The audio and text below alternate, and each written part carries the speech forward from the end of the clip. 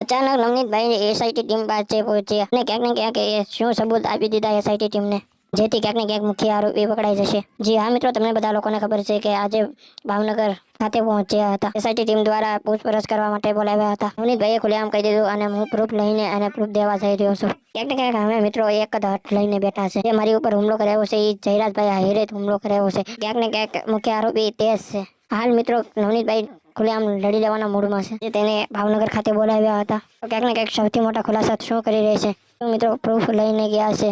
ક્યાંક મુખ્ય આરોપી તે જ છે અને ક્યાંક ને ક્યાંક એ હટ લઈને બેઠા છે. જે મારી ઉપર હુમલો કર્યો છે એ આને જ કરાયો છે, એવો હટ લઈને બેઠા છે નવનીતભાઈ. ક્યાંક નવનીતભાઈ આ શું હટ લઈને બેઠા છે? એ મુખ્ય આરોપી પકડવા માટે બેઠા છે.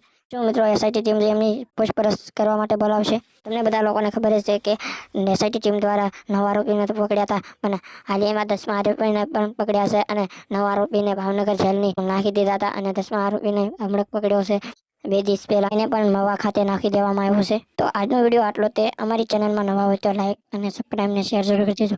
જય હિન્દ, જય ભારત.